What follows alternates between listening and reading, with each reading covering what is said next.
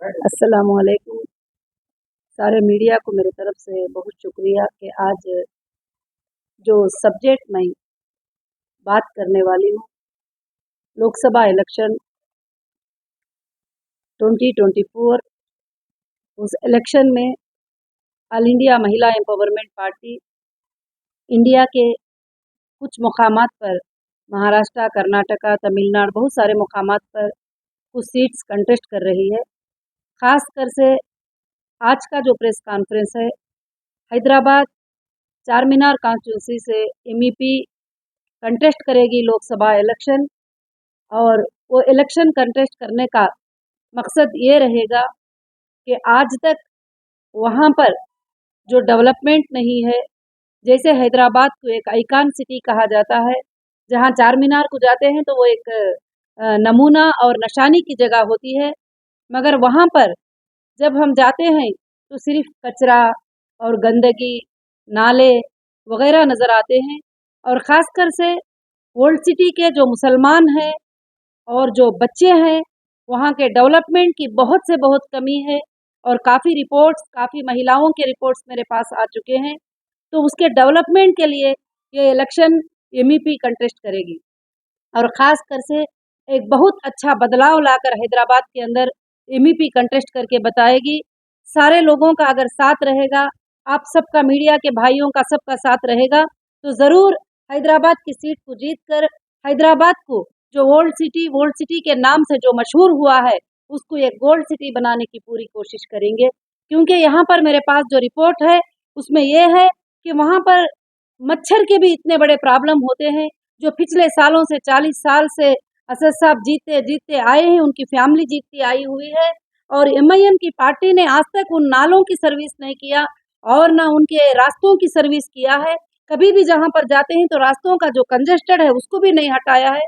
और यहाँ तक के वहाँ पर किसी के घर जो छोटे छोटे ही, आज तक उनके घर जो है डेवलप नहीं हो पाए हैं। और वहाँ के लड़कियों के लिए, वहाँ स्कूल्स के लिए, उनके जो भी सहूलियात थी, उनको सहूलियात करने के लिए जो है ये पार्टी एमईपी जो है कंटेस्ट करेगी लोकसभा इलेक्शन 2024। उलमा की डेवलपमेंट, मौजदनों की डेवलपमेंट, सारे के सारा मुझे करने के लिए आता है। यहाँ तक कि कई मस्जिद के उलमा मुझे मुलाकात करे हैं, मुझे बात करे हैं, वो कहते हैं मस्जिदों में पानी की सहूलत नहीं है। चलो घरों में तो अलग बात है, मस्जिदों में पानी की सहूलत नहीं है, गलियों में पानी की सहूलत नहीं है, स्कूल्स में पानी की सहूलत नहीं है। जब एक बार जीत जाते हैं तो कहते हैं कि असद साहब के पास तो कोई मुलाकात को जा ही नहीं सकते और ना उनको बात कर सकते। उनको कौन मुलाकात कर सकते हैं? उन्होंने जिनको चाहते हैं वो मुलाकात करते हैं, जो टपोरी टाइप के वीडियोस जो है वायरल करते हैं, तो वैसे लोग मुलाकात कर सकते हैं। जो जरूरतमंद है वो मुलाकात नहीं कर सकते। 40 साल से जुल्म से जीत कर आना, और जीत कर आई है, खुशी की बात है, कोई गमी की बात नहीं, मगर लोगों के साथ इंसाफ करिए और बच्चों के साथ इंसाफ करिए, यूथ के साथ इंसाफ करिए, वहाँ के महिलाओं के साथ इंसाफ करिए, जरूर से जरूर। तो आज मेरा ख्वाब, मेरा मकसद यही है कि मैं जब पूरे तेलंगाना का अनाउंसमेंट की तो मुझे केसीआर, असदुद्दीन साहब सब मिलकर मीटिंग करके दिल्ली को कमिश्नर साहब को भेज के मुझे अरेस्ट करवा दिए और वहां से फ्लाइट में मुझे लेकर आए। कौन से एक्टिव को फ्लाइट में लेके आते ही, फ्लाइट में लेके आए और वहां से हर जगह भी लेके जाने के लिए फ्लाइट में मुझे घुमाए, क्योंकि उनका मकसद मुझे ये नहीं करना था बल्कि मुझे हाइड कर देना था और मुझे छुपा देना था। मगर ऊपर वाला बहुत बड़ा होता है। जब नाइंसाफी की बात आती है तो मुझे झूठ, रमजान के महीने में मुझे ईडी कस्टडी में ली थी, चंचलगौड़ा जेल के सामने मैं गिर गई थी रोजे की हालत में। सारी दुनिया ने देखा था वो चीज को।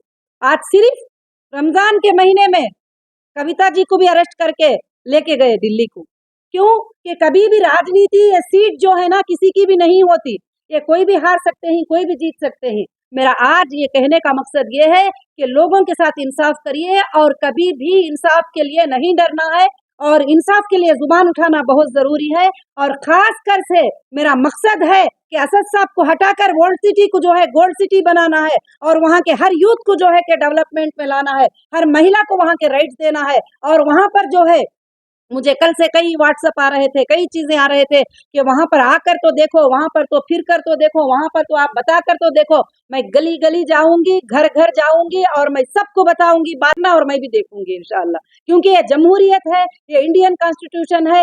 एक छोटे से इंसान को भी राइट है कंटेस्ट करने का, उसको वोट मांगने का राइट है, उसको वहां पर डेवलपमेंट बोलने का राइट है। तो इंशाल्लाह वो राइट से मैं भी जो है अल्लाह के फजल से मांग रही हूँ। और मैं इसलिए आप सबसे रिक्वेस्ट करती हूँ कि मैं जरूर से जरूर जो है हैदराबाद में बदलाव लाना चाहती हूँ। खास कर से आज का प्रेस कॉन्फ्रेंस मेरा खास कर से हैदराबाद के बदलाव के लिए है। लोगों को चाहिए कि आंख खोले और अंधे मत बन जाए।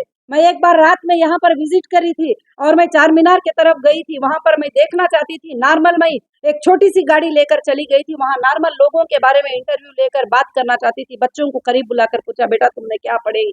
बोले 8 क्लास पढ़ेगी, 9 क्लास पढ़ेगी, 10 क्लास पढ़। कोई भी बच्चा वहां पर काम करता रह जाता है। तो ये सारे चीजों को हटाकर जो है डेवलपमेंट। फिर वहां से मैंने वर्ल्ड सिटी से और हैदराबाद से गुजरती हुई थोड़ा एरिया खोई तो मेरा दिल बड़ा दुख हुआ कि खाली वो एरिया खत्म होता है तो वहां से खुशियां शुरू होते हैं, वहां से सिटी खूबसूरत हो जाती है, वहां से बिल्डिंग नजर आते हैं, वहां से रोड नजर आते हैं, सब नजर आते हैं। अगर गंदगी है, अगर कंजेस्टेड है, अगर घरों को बिल्कुल डेवलपमेंट नहीं किया गया है तो वह हैदराबाद गोल्ड सिटी के अंदर है। तो मैं हैदराबाद की गोल्ड सिटी को गोल्ड सिटी बनाने का मकसद, या नाइंसाफियों पर लड़ाई करने का मकसद मैं 2012 से फाइट कर रही हूँ और कोर्ट्स में हर जगह मेरी जीत हुई है। मैं उम्मीद रखती हूँ अल्लाह की जात से कि मैं यहाँ भी जरूर जीतूंगी इंशाअल्लाह और जरूर कामयाब होंगी।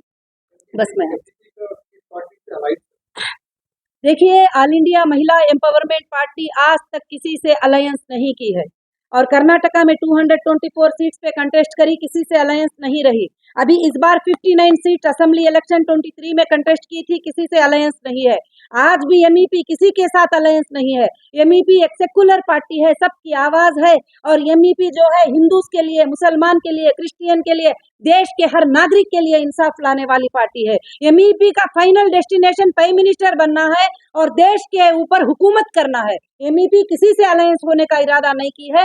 हाँ, जहां पर आगे आने के लिए हम जो सोचते ही वो आगे बढ़ाने के लिए करती है तो वो पार्टी को जरूर एमईपी सपोर्ट करेगी और एमईपी साथ देगी, मगर अलायंस किसी के साथ नहीं होगी और मर्ज किसी के साथ नहीं होगी। जहां इंसाफ की बात आती है वहां पर इंसाफ की बात करेगी। क्योंकि एमईपी का मैनिफेस्टो ये है कि एमईपी के मैनिफेस्टो में जो हमारे जवान लड़कियां हैं जो स्कूल को जाने वाले हैं उनको इलेक्ट्रिक बाइक्स देने का, और जो भी अगर मुझे हैदराबाद की सिटी से अगर जिता देंगे तो जितने एरिया में हम जीत जाएंगे उतने एरिया को गैस सिलेंडर जो है उनको 300 के ऊपर गैस सिलेंडर देने का वादा।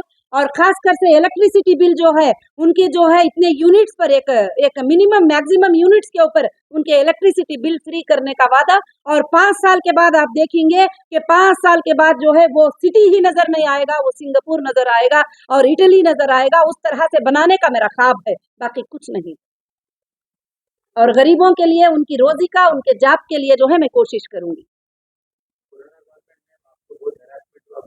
जी जी।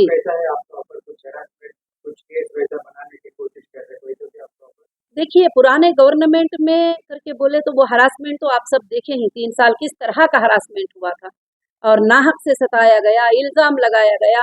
और ओवैसी साहब की पार्टी वाले खड़कर जो है उनके एमपीज जो है पार्लियामेंट में खड़ के बोल रहे हैं इतना बड़ा स्कैम है, उतना बड़ा स्कैम है। कोई स्कैम नहीं, उनके ऊपर 100 करोड़ अभी प्रूफ हुआ है। वो 100 करोड़ आएंगे ना तो गरीब पूरे अच्छे हो जाएंगे ओल्ड सिटी के इंशाल्लाह। तो जो है खास कर से तो पुरानी गवर्नमेंट से अभी नई गवर्नमेंट तो अभी आई है। अभी कुछ तो सताने की बात वगैरह की बात कुछ भी मुझे नहीं मालूम। अभी पता नहीं कि ये हुकूमत है, ये सरकारें हैं, जब जिससे उनको नुकसान का सबब आता है तो कब कौन बदल जाता है नहीं मालूम होता है। मगर हम जस्टिस के लिए फाइट करना नहीं छोड़ेंगे। हम किसी गवर्नमेंट पे नहीं चल रहे हैं, हम इंडियन कॉन्स्टिट्यूशन पे चल रहे हैं, जस्टिस फॉर ह्यूमैनिटी के लिए चल रहे हैं। बताती हूँ कि बहुत सारे लोग जुल्मों के अंदर दबे हुए हैं। वहाँ का जो ये होता है कि खाली सिर्फ जुल्म होता है। जब भी वहां पर इलेक्शन होता है, चाहे कांग्रेस इलेक्शन करे, चाहे कोई और पार्टी इलेक्शन करे, वो कैंडिडेट ना वहां पर जा पाता है, ना वहां पर पैदल सफर करके किसी को वोट के बारे में बुला पाता है, ना बता पाता है। तो जुल्म की राजनीति नहीं चलेगी और जुल्म की राजनीति को बंद करना बहुत जरूरी है। लोगों को आजादी के साथ वोट देकर लोग जो है आजादी के साथ जिसको चाहे वो अपना नेता सेलेक्ट कर सकते हैं। वो जिसको चाहे अपना नेता बना सकते हैं। अगर वो इस तरह से बनाएंगे जिसको चाहे अपने नेता, तो कई लोगों के इंटरव्यूज लेने के बाद 10 लोगों का अगर लेते हैं तो 5 लोग कहते हैं कि हमें बिल्कुल यहाँ की हुकूमत पसंद नहीं है, मगर हम मजबूर है, हम मोहताज हैं। अगर हम कहीं दूसरे जगह वोट डालने का सोचते भी हैं तो हमारे घरों पे गुंडे आ जाते हैं बच्चों को उठा के लेके जाने के लिए, हमारे घरों पे मारने के लिए आ जाते हैं। आप कई वीडियो जो है यूट्यूब में देख सकते हैं कि जब भी वहां पर सीट पर कोई भी कंटेस्ट करने जाते हैं तो उनके लिए जो है वहां पर क्या होता है, जुल्म होना शुरू हो जाता है। जैसे मेरे ऊपर हुआ था, जैसे 2018 में मैंने इलेक्शन अनाउंस किया था 2024 में कि मैं तेलंगाना में जो है इलेक्शन कंटेस्ट करूंगी, 119 सीट कंटेस्ट करूंगी। और उसके बाद जो है सोमाजीगुड़ा प्रेस कॉन्फ्रेंस में 10 अक्टूबर को मेरा प्रेस कॉन्फ्रेंस था और मैं जो है 14 अक्टूबर को जो है मैं अरेस्ट हो जाती हूँ सीधे से। और उसमें तो केसीआर साहब भी मिल गए और असद साहब भी मिल गए, सारे लोग मिलकर अरेस्ट करके लोकसभा होने तक के लिए 2 साल 4 महीने जो है मुझे बाहर आने नहीं दिए, तरह तरह के पीटी वारंट लेके आके। मगर आज तक कोई एविडेंस नहीं है, कोई प्रूफ नहीं है, कोई गुने का प्रूफ नहीं है, खास कर से जो है हरासमेंट किया गया। मगर मैं आने के बाद भी, इतनी तकलीफ मेरे ऊपर गुजरने के बाद भी आज भी मैं खामोश नहीं हूँ, क्योंकि मेरी आखिरी सांस रहे तक जस्टिस के लिए फाइट करूंगी। जहां नाइंसाफी होती है वो नाइंसाफी को रोकने के लिए मैं फाइट करूंगी। और खास कर से कई लोगों के ऊपर वर्ल्ड सिटी में नाइंसाफी हुई है, कई लोगों के ऊपर आज भी नाइंसाफी होती जा रही है। आज मेरा प्रेस कॉन्फ्रेंस का खास मुद्दा जो है हैदराबाद डेवलपमेंट, चार मीनार डेवलपमेंट, वर्ल्ड सिटी डेवलपमेंट को करने का मेरा खास मुद्दा है। अगर मुझे लोगों ने साथ दिया, अगर दिया तो मैं 5 साल के बाद उनको जरूर से जरूर पूरे के पूरा जो है डेवलपमेंट करके मैं जरूर से जरूर बताऊंगी इंशाल्लाह। और सोच है कि हिंदुस्तान में सबसे बड़ा इंडिया का कानून है, कोई पॉलिटिकल बड़ा नहीं है, कोई लीडर बड़ा नहीं है, कोई चीफ मिनिस्टर बड़ा नहीं है, कोई प्राइम मिनिस्टर बड़ा नहीं है, सबसे बड़ा इंडिया का कानून है। और वो कानून हमें जरूर जिताएगा, कानून में हमें जरूर इंसाफ मिलेगी। जी अब तो आप 17 सीट आप लड़ रहे हो, you are contesting for the 17th seat ji in Telangana. Ji You are with a happy mind and free mind now to fight the election of the election in Telangana. जी बिल्कुल बिल्कुल happy mind से। और मैं Telangana election को जी बिल्कुल free mind से मैं contest करना चाहती हूँ और इंसाफ के लिए कंटेस्ट करना चाहती हूँ, लोगों की भलाई के लिए मैं कंटेस्ट करना चाहती हूँ। जी थैंक यू।